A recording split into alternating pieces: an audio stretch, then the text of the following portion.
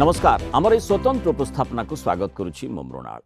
आज आम निकटरे एभली जड़े व्यक्तिविशेष रही आईन ठारू आरंभ करी मानविक अधिकार पर्यंत विभिन्न समय रे तांकर जो ख्याति केवल जातीय स्तर नुहे अंतर्जातीय स्तर रही। एनएचआरसी रे दीर्घ 27 वर्षर अभिज्ञता तांकर रही। से काम करिसेंती नेशनल ह्यूमन राइट्स कमिशन एवं सेठी मध्य से जुग्म रजिस्ट्रार भाव में काम करिसेंती एवं वर्तमान सुप्रीम कोर्ट एवं विभिन्न हाईकोर्ट रे से आईनजीवी भाव काम करुछंती। ता सहित निकटरे तांको मध्य शिशु सुरक्षा कमिशन जातीय शिशु सुरक्षा कमिशन रो अध्यक्ष भाव में गुरुदायित्व दिया जाइछि। से भली जणे वरिष्ठ विशिष्ट व्यक्तिविशेष आम सहित एठी उपस्थित रहिछंती श्रीयुक्त ओम प्रकाश व्यास। चलନ୍ତୁ तांको स्वागत करिबा एवं विशेष करी तांको संपर्क रे जानिबा सहित तांकर विभिन्न क्षेत्र में जो अभिज्ञता रही ता बाद मानविक अधिकार जो हनन होउछि सेठी श्री ओम प्रकाश व्यास जाई पहुंचती एवं तांकर जो अभिज्ञता रही गुरुदायित्व रही किभली निर्वाह करती से संपर्क में जानिबा। ओम प्रकाश जी स्वागत है हमारे इस कार्यक्रम में। जैसे ये आपके बारे में जब मैं पढ़ रहा था और कई सारे सूत्रों से जो आपके बारे में सूचना मिल रही थी, जैसे मैंने दर्शकों को बताया कि ये जो ह्यूमन राइट्स केसेस हैं या फिर जो आपकी जो खुद की जो अभिज्ञता है ह्यूमन राइट्स रिलेटेड मैटर में मानविक अधिकार के बारे में,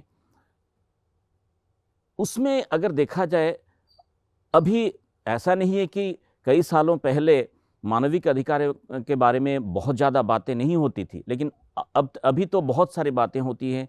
उसकी जो लॉ हैं जो कानूनी व्यवस्था है उसके बारे में लोग जानते हैं, फिर भी अभी देखा जाता है कि मानविक अधिकार हनन होता है। और ख़ास करके जो एनएचआरसी का जो डेटा है उसको मैं देख रहा था, जो कस्टोडियल डेथ है 121 और 1558 जुडिशियल कस्टोडियल डेथ है। तो इतना ज़्यादा जुडिशियल कस्टोडियल डेथ क्यों है? देखिए, हिरासत में मृत्यु के जितने भी मामले होते हैं जी, तो इसका जो शीर्षक है ये अपने आप में चौंकाने वाला होता है। पुलिस हिरासत में जो मृत्यु होती है वो बहुत गंभीर होती हैं, क्योंकि उसमें कई जगह ये देखा गया है कि हिरासत में यातना के कारण, कस्टोडियल टॉर्चर के कारण डेथ होती है। मैं आपको हिरासत में मृत्यु के कारण बताता हूँ जी। एक हो गया कस्टोडियल टॉर्चर, दूसरा हो गया मेडिकल नेग्लिजेंस और तीसरा हो गया दोनों का समावेश कि पीट भी दिया, इलाज भी नहीं कराया और व्यक्ति मर गया। जहां तक जुडिशियल कस्टडी में डेथ का सवाल है जी, आप उसमें ऐसा होता है कि नेचुरल डेथ्स काफ़ी होती हैं, बहुत बड़ी संख्या में। तो आंकड़े डराने वाले होते हैं, लेकिन ऐसा होता नहीं है वहाँ पे। मैं ये नहीं कहता कि बिल्कुल भी नहीं होता है, होता है।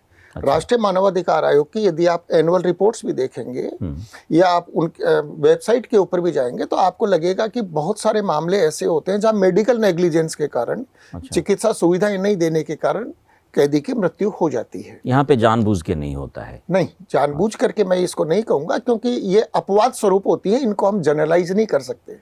तो आंकड़ा बहुत ज़्यादा है। आंकड़ा इसलिए ज़्यादा लगता है आपको कि आप ये देखेंगे कि अंडर ट्रायल्स की संख्या हमारी जेलों में बहुत ज़्यादा है, पहली बात। दूसरी बात क्या है कि आजकल हम जिस तरीके का खाना खाते हैं, जिस तरीके की बीमारियां जैसे होती हैं, तो शरीर में प्रतिरोधक क्षमता उतनी नहीं रही।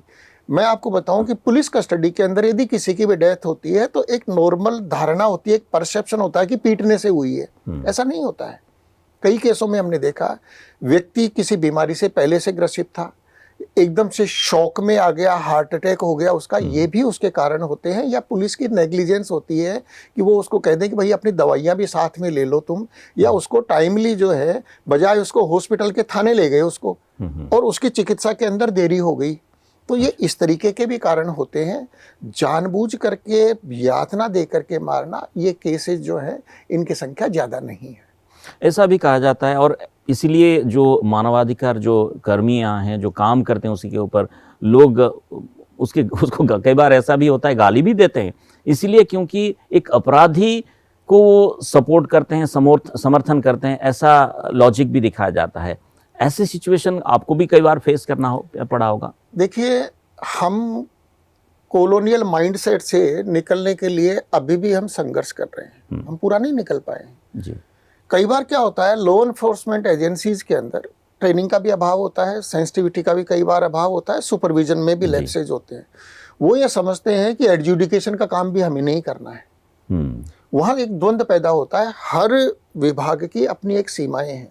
पुलिस का काम है उसको अरेस्ट करना, कोर्ट तक ले जाना। कोर्ट का काम है उसको सुनवाई करना और उसको जो भी उसको सजा देना है या उसको छोड़ना है। उसके बाद उसको जेल के अंदर जाना होता है। तो वो उसको हमारे यहाँ जो व्यवस्था है वो रिफॉर्म करने वाली है। अब हम तीनों को मिक्स करके वो एक एजेंसी ही या एक व्यक्ति ये देखे कि मैं ही सब कुछ कर देता हूँ, उससे वो समस्या होती है उसके अंदर। फिर दूसरा ये है कि आपने जो अपराधी के लिए जैसे बोला, तो अपराधी जो होता है उसको वो भी तो एक आप उसके भी अपने कुछ अधिकार है। अब आप ये थोड़ी कि उसको बिना न्यायपालिका की जो प्रक्रिया है उसका पालन किए आप सीधा मार ही दो उसको। अच्छा, मैं आपको एक जयपुर का उदाहरण बताता हूँ। वहाँ एक व्यक्ति को मर्डर के चार्ज के अंदर चार्जशीट कर दिया गया जी। वो जेल में था और मर्डर का चार्ज किसका था? उसकी वाइफ का था। थोड़े दिनों बाद पता चलता है कि उसकी वाइफ जिंदा है। अब आप देखिए कि उससे किस तरह से कहलवाया गया। आम लोगों की नजर में तो वो एक हत्यारा है, लेकिन जब तक तो इस तरह की जब चीजें होती हैं, चेक एंड बैलेंस होता है, सेपरेशन ऑफ पावर होती है उस तरीके से, तो जब विधिक प्रक्रियाओं का जहाँ रूल ऑफ लॉ से हमारी सोसाइटी गवर्न होती है तो वो तो पालन करना पड़ेगा। अब जैसे जब कसाब जो उसको कस्टडी में रखा गया था, उसकी ट्रीटमेंट इतनी अच्छी हुई थी, उसको लेके बहुत चर्चाएं पूरे देश में हुआ था। और कई बार ऐसा भी हुआ है कि लोग समर्थन भी करते हैं, बोलते हैं कि नहीं चलो ये एक इतनी बड़ी अपराधी है, आपराधिक तत्व है, आगे जाके और कुछ भी कर सकता है, उसको उड़ा दो। ऐसा भी कई बार होता है और पुलिस भी उस सिलसिले में काम करती है और उसको एनकाउंटर भी करती है। लोग समर्थन भी करते हैं ना, चलो ये एक ऐसी आपराधिक तत्व है, उसको अच्छा किया कि उसको उड़ा दिया, उसको एनकाउंटर कर दिया। उसके बारे में आपका क्या कहना है? देखिए, पब्लिक परसेप्शन के कारण यदि हम कानून को हाथ में लेंगे तो फिर उस अपराधी में हम में अंतर ही क्या रह जाएगा? उसका फायदा लेकिन अपराधी ना ले। नहीं, अपराधी को फायदा कहाँ मिलता है उस चीज का? यदि फायदा मिलता तो आप उसको फांसी की सजा थोड़ी होती है उसको। अच्छा, आपने कसाब वाले को लेकर के आप ये देखे, सबसे पहले तो मैं नमन करता हूं उस पुलिस कांस्टेबल को जिसने उसको पकड़ा और अपनी जान की आहुति दी जी। फिर उसके बाद दुनिया को पता चला कि हमारी कितनी निष्पक्ष न्याय प्रणाली है। मैं तो उस सेल में भी गया हूं, आर्थर रोड सेंट्रल जेल में, जहां कसाब को रखा गया था जी। तो पूरी न्यायिक प्रक्रिया का पालन होने के बाद उसको फांसी दी गई। तो दुनिया में कोई भी देश इस देश की न्याय प्रणाली पे अंगुली नहीं उठा सकता। हम एक सभ्य समाज में रहते हैं। दुनिया के लिए हम उदाहरण है कि रूल ऑफ लॉ यदि सीखना हो तो भारत से सीखा जाए। अब जैसे जब पहलगांव की चर्चा, अभी पहलगाम जो घटना घटी है, उसके बाद पूरा देश पूरा क्रोधित है, आक्रोश में है कि जो आतंकवादियों ने ये काम किया हुआ है उसको कड़ी से कड़ी सजा कैसे मिले। लेकिन साथ ही में ये भी आक्रोश है कि अगर वो रास्ते में मिले तो सुरक्षा बल उसको उड़ा दे। उसमें भी कुछ ह्यूमन राइट्स केसेस आ सकती हैं। देखिए, मैं एक चीज बताऊं, पहलगाम की घटना अपने आप में बहुत विभत्स घटना है जी। एक धर्म के आधार पे जो लोग मरने वाले थे उनकी जाति नहीं पूछी गई, उनसे पॉलिटिकल एफिलिएशन नहीं पूछा गया, उनके कपड़े उतरवाए गए, उनसे पूछा गया कौन से धर्म के हो, और उनका सिर्फ एकमात्र दोष ये था कि वो हिंदू थे। हिंदुओं की टारगेटेड ये जो है ये ब्रूटल हत्या हुई है, ये नरसंहार एक तरह से वहां पे पर्यटकों का ये इन्होंने किया गया है। मैं नहीं समझता कि ऐसे जो करने वाले हैं उनके कोई ह्यूमन राइट्स होंगे। मैं तो हकीकत बताता हूं कि जितने से जितना कठोर कदम इन आतंकवादियों के विरुद्ध और उससे भी ज्यादा कठोर कदम इनके आकाओं के ऊपर सरकार को अविलंब लेना चाहिए। आज सरकार ने निश्चित रूप से प्रभावी कदम उठाए हैं, लेकिन जनता जो है, और मैं as a human rights activist में बोल रहा हूं कि अब जो है हम ज्यादा इंतजार नहीं कर सकते और हम अपने देश के नागरिकों की अब हम आहुति नहीं दे सकते। बहुत हुआ, अब बर्दाश्त नहीं होता। अब जैसे मैं पूछ रहा था कि जो पाकिस्तानी हैं उनको निकालने के लिए, उनको देश भारत छोड़ने के लिए बोला गया है, तुरंत छोड़ने के लिए, ऐसा भी सिचुएशन हो सकता है कई किस जगह पे ऐसी स्थिति में हो, तुरंत जाने का उसके लिए मुश्किल हो, उस वक्त भी कुछ ह्यूमन राइट्स सिचुएशन आ सकता है? देखिए साहब, राष्ट्रहित में असाधारण फैसले लिए जाते हैं, कोलेटरल डैमेज होता है, राष्ट्रहित सर्वोपरि है। यहाँ पे व्यक्ति के इंटरेस्ट नहीं देखे जाएंगे, यहाँ पे यहाँ राष्ट्र का इंटरेस्ट देखा जाएगा। जो सरकार ने फैसला लिया है, मैं तो ये कहूँगा एक भी पाकिस्तानी इस देश की धरती पे नहीं होना चाहिए। उनको जाकर के वहाँ बताना चाहिए कि तुम्हारे इन कुकर्मों की सजा हमको कैसे मिलती है। जैसे हम लोग बात कर रहे थे कि एनकाउंटर का हो या फिर किसी आपराधिक तत्व है, उसको लेके जो लोगों के बीच में जो आक्रोश रहता है, उसमें मीडिया का एक बहुत बड़ा रोल रहता है। और आप कीट और किस गए थे, वहाँ पे आपकी जो अभिव्यक्ति है उस सिलसिले में थी। तो मीडिया ट्रायल जो है, कई बार ऐसा होता है, उसको एक वर्णन ऐसा किया जाता है, कोई भी आदमी हो, वो ट्रायल से पहले मीडिया ट्रायल जब हो जाता है उसका फेस करता है और लगता है कि नहीं, सही में इसने गलत किया है, उसके खिलाफ एक्शन होना चाहिए। आपने 2 प्रश्न पूछे हैं इसमें जी। बाटला हाउस एनकाउंटर हुआ और मीडिया में तरह तरह की कुछ लोगों के, पॉलिटिशियंस के बयानों को लेकर के उस पर प्रश्न चिन्ह लगाए गए, जिसमें आतंकवादियों को मारा गया एनकाउंटर के अंदर। जी। आपको जान करके हैरानी होगी कि कोर्ट के अंदर, क्योंकि एनएचआरसी की क्या है गाइडलाइंस है, जब भी एनकाउंटर की डेथ होती है या कस्टोडियल डेथ होती है, सूचना एनएचआरसी को देनी होती है, राष्ट्रीय मानवाधिकार आयोग को। राष्ट्रीय मानवाधिकार आयोग ने इसकी जांच की और जांच करने के बाद कोर्ट को कहा कि ये जेन्युइन एनकाउंटर है, और उसके बाद में मीडिया के अंदर जो है नैरेटिव चेंज हुआ। अच्छा। होता क्या है, किसी के ऊपर आप झूठा आरोप लगा दो, अब टीआरपी का खेल चलता है, आपको पता है। दूसरा क्या है कि सेंसेशनलाइजेशन करना, कि सेंस बिल्कुल इसको एकदम से इसको ऐसा कर दो कि हर कोई चौंक पड़े उस चीज को लेकर के, एक रेस चलता है उसको लेकर। तो वो चाहे इंस्टीट्यूशंस के को डिग्रेड करने के लिए आप मीडिया ट्रायल चलाएं, किसी व्यक्ति विशेष को, किसी जाति विशेष को, तो इस तरह से जब नैरेटिव जब सेट होते हैं, अब मान लीजिए वो व्यक्ति जब उसके बाद में निर्दोष पाए जाते हैं, तो उसको तो उसने कितना भुगत लिया बिना किसी अपराध के। तो मीडिया ट्रायल से मीडिया को बचना चाहिए, उनको फैक्ट्स को डबल क्रॉस चेक करना चाहिए, उनको देखना चाहिए कि मानवीय गरिमा सर्वोपरि है। और मैं आपको एक चीज बताऊं साहब, जो मानवीय गरिमा, जो ह्यूमन डिग्निटी है, ये संविधान में आपको एक ही जगह मिलेगी, और वो मिलेगी संविधान की प्रस्तावना में, प्रियम्बल में। अच्छा। प्रियम्बल संविधान की आत्मा होती है। तो आप देखिए, जो भीमराव अंबेडकर जी ने जो ये संविधान बनाया, उसने मानवीय गरिमा को प्रस्तावना में रखा। तो मीडिया ये देखे कि फ्रीडम ऑफ एक्सप्रेशन जो है, कि बोलने की स्वतंत्रता है, ये एब्सोल्यूट राइट नहीं है कि मर्जी आए आप जैसे ही बोल दो। अरे आप बोलिए, आपके क्या विचार है आप वो बोलिए, आपकी विचारधारा के क्या है आप वो बोलिए, कोई मुद्दे हैं उनके ऊपर आप लेकर के बोलिए। लेकिन समाज में आप विभेद पैदा करेंगे, समाज को आप यदि विखंडित करेंगे, तोड़ेंगे आप इस चीज को, उसके लिए नहीं हो सकता। मीडिया ट्रायल अपने आप में एक बहुत बड़ा चैलेंज है, और राइट टू फॉरगॉटन एक बहुत वो चीज निकल के आ रही है। मैं आपको बताऊं कि कुछ चीज छप गई, अब मान लीजिए सामने वाला व्यक्ति निर्दोष साबित हुआ है, वो छोटी सी न्यूज बन के रह जाती है। कोई भी आदमी गूगल करता है, उसका वो उस तरीके से आता है, सारा का सारा निकल करके, तो वो कब तक उस सजा को भुगतेगा उस मीडिया के कारण, जो मीडिया ट्रायल के कारण। ये अपने आप में बहुत गंभीर विषय है, और आपने बहुत सही सवाल पूछा आप।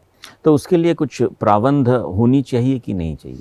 देखिए, संविधान के अंदर बोलने की स्वतंत्रता का अधिकार है, लेकिन संविधान ये कहता है कि ये एब्सोल्यूट भी नहीं है। सुप्रीम कोर्ट के जजमेंट्स हैं इसको लेकर के, कि आप इसकी आड़ में आप नहीं कर सकते। तो मीडिया जो है ये 4th स्टेट में आता है।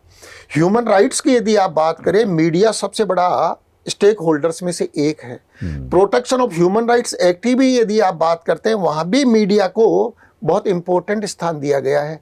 तो साहब मीडिया जब इतना प्रभावशाली है, मीडिया को इतना मान सम्मान, इतना स्थान दिया गया है, मैं समझता हूँ कि मीडिया को बजाय उसको कोई दूसरे गाइड करे, मीडिया को सेल्फ रेगुलेट हो करके और इसका एक मैकेनिज्म जो है ऐसा तैयार करना चाहिए जो सतह के ऊपर भी नजर आए। आप बहुत सारी जगह गए हैं जहाँ पे सूचना मिलती है कि मानविक अधिकार हनन हुआ है, जैसे संदेश खाली आप लोग गए थे, उस वहाँ की अनुभूति के बारे में आपसे थोड़ा सा जानना चाहेंगे। देखिए, central fact finding committee civil society organisation के एक सदस्य के रूप में हम लोग वहाँ पे गए। हम लोगों ने, आपने भी सुना होगा कि क्रिमिनलाइजेशन इन पॉलिटिक्स जी, मैंने पॉलिटिसाइजेशन ऑफ ब्यूरोक्रेसी मैंने वहाँ पहली बार देखा। अच्छा, ये अपने आप में एक ही है। पहले क्या होता था कि बांग्लादेशियों के बारे में हम सुनते आ रहे थे कि वो आके बस गए हैं। हमने वहाँ देखा कि रोहिंग्या बस गए हैं और वहाँ पे रूल ऑफ रूलर हमने वहाँ पे देखा। महामहिम राज्यपाल से रामनवमी हिंसा की जब जांच करने गए तभी भी हमने अपनी पीड़ा बताई, हमने उनको रिपोर्ट दी। संदेश खाली आप ये देखिए कि हम रेप विक्टिम से, जिन महिलाओं के ऊपर यौन अत्याचार हुए हैं, दूसरी दरिंदगियां हुई हैं, हम उनसे मिलने के लिए जा रहे थे। हमको उन्होंने कहाँ रोका? पुलिस ने, जहां 144 धारा थी ही नहीं, और उन्होंने हमको 151 के अंदर डिटेन किया। क्यों? Breach of peace. Breach of peace कहां से होगा? या तो हमारी सुरक्षा के अंदर जो पुलिस कर्मी थे वो थे सेंट्रल पैरामिलिट्री फोर्सेज के, या पुलिस थी, कोई पब्लिक तो थी नहीं।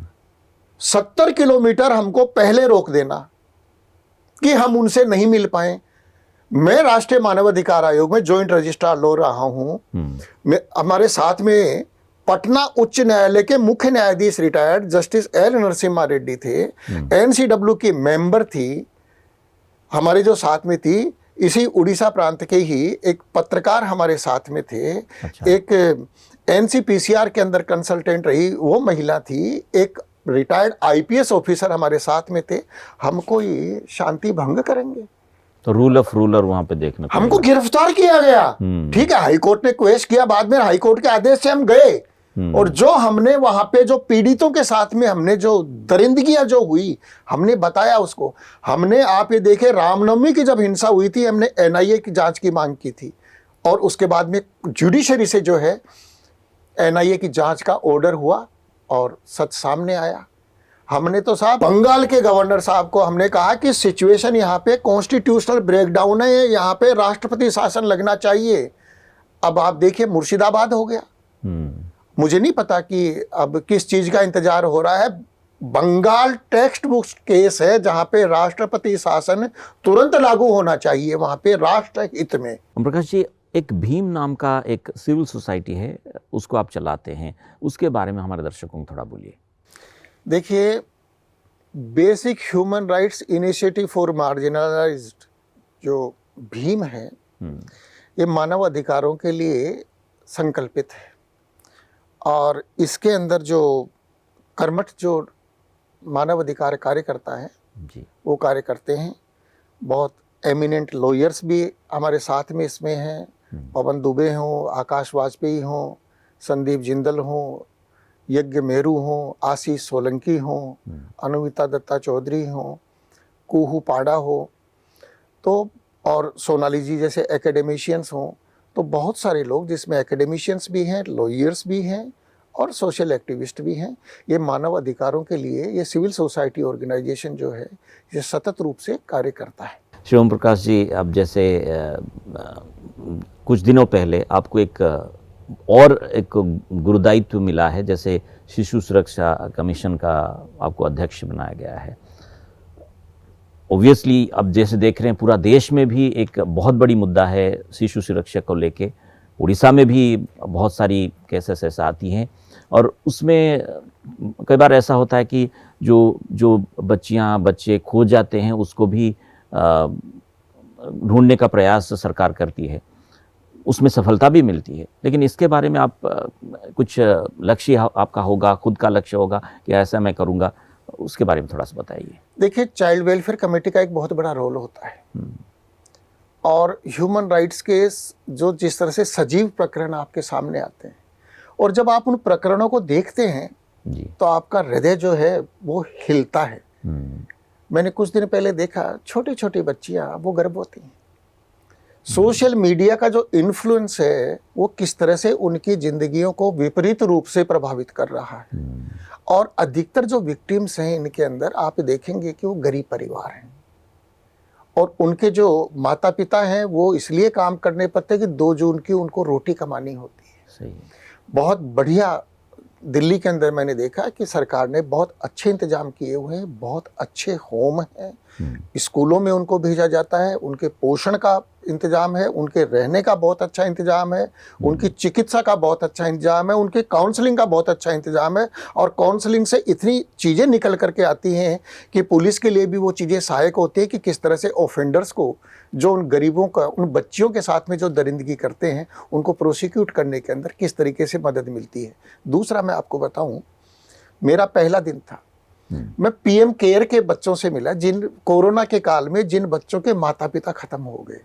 हम बाहर पीएम केयर के बारे में अखबारों में और मीडिया में पढ़ते थे। आप ये देखिए, ये चीजें मीडिया में नहीं आती कि किस तरह से पीएम केयर के बच्चों की सरकार किस हद तक संवेदनशील है, उनकी पढ़ाई का, उनकी बेसिक जो उनकी बुनियादी आवश्यकताओं का वो कितना उसका उनको लाभ मिल रहा है। और जो डिप्टी कमिश्नर्स या डिस्ट्रिक्ट मजिस्ट्रेट या डिस्ट्रिक्ट कलेक्टर हम जो भी बोलते हैं, बहुत संवेदना के साथ में, जिम्मेदारी के साथ में उन बच्चों का ध्यान रख रहे हैं, और CWC को वो अपने साथ में लेकर के एक तरह से पार्टनर के रूप में वो आगे बढ़ रहे हैं। जब भुवनेश्वर आए हैं, कीट और किस जो 2 यूनिवर्सिटी हैं उसमें गए थे, आपकी जो जैसे आपकी खुद की अनुभूति कैसी रही होगी, और उसके बारे में थोड़ा सा बताइए, उसकी प्रतिष्ठा के बारे में थोड़ा सा। मैं आपको बताऊं कि मैं सिडनी यूनिवर्सिटी का एलुमनाई रहा हूं। अच्छा। और सिडनी यूनिवर्सिटी का मैंने वास्ट कैंपस देखा और वहाँ की स्ट्रेंथ देखी मैंने कि कितने विद्यार्थियों की है। तो मेरे दिमाग में यही था कि इससे, क्योंकि मैंने उससे ज़्यादा मैंने कहीं देखा नहीं था, पहली बात। दूसरी बात, मैं जब भी मानव अधिकारों के ऊपर बोलने के लिए यदि कहीं जाता था तो 2 चिंता के मुद्दे मैं ज़रूर उठाता था, एजुकेशन और हेल्थ, कि इनमें किस तरीके से डिटेरियोरेशन हो रहा है। अब जो भी इसके अंदर काम कर रहे हैं, जितना कमिटमेंट इस देश की आवश्यकता को देखते हुए, चुनौतियों को देखते हुए होना चाहिए, उस कमिटमेंट का अभाव है। यहां आकर के मैंने ये देखा कि एक व्यक्ति जो डॉक्टर सामंता हैं, एक दीवानगी के साथ में, एजुकेशन के साथ में लोगों को किस तरीके से एम्पावर कर रहे हैं। इतना विशाल कैंपस, चाहे वो KIIT का हो चाहे KISS का हो, शिक्षा भी, स्वास्थ्य भी, और उनको स्वावलंबी किस तरह से बना करके, एम्पावरमेंट करा करके और किस तरह से आगे बढ़ा सकते हैं। मुझे आश्चर्य हुआ इस चीज का। और आदिवासी बच्चे भी पढ़ते हैं। आदिवासी, वही मैं कहने वाला था कि 40,000 के करीब आप ये देखिए, उन बच्चों को, आदिवासियों को इतनी स्कीम्स आती हैं और आती हैं। देखिए, हर चीज़ के पीछे सरकार के भरोसे छोड़ देना ठीक नहीं होता, हम लोगों का भी दायित्व होता है।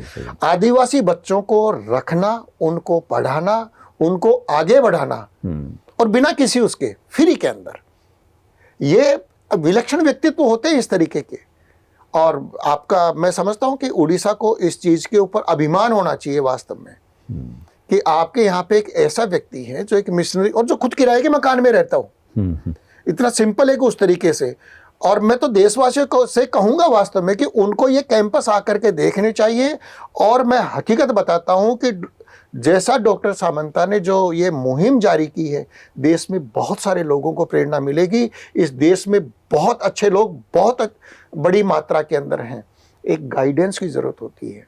एक दिया यहाँ से जला है, दिए से दिया और जले, और इस तरह से हम समाज की सेवा कर पाए। मैंने आज जो देखा, मैं बड़ा अभिभूत हूँ मैं वास्तव में।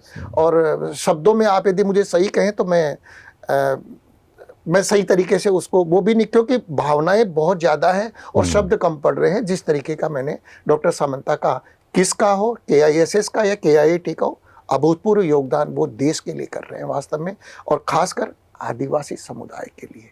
और विदेशों से जो आ रहे हैं, जो यहाँ पे अच्छा अनुभव ले रहे हैं, शिक्षा प्राप्त कर रहे हैं, वो हमारे लिए एम्बेसडर के रूप में काम करेंगे बाहर। अब जैसे आपने देखा होगा, और उसमें वहाँ पे ह्यूमन राइट्स वैल्यू को कितना, उसका वजन कितना ज़्यादा है? देखिए, ह्यूमन राइट्स के 4 इंग्रेडिएंट होते हैं: life, liberty, equality and dignity.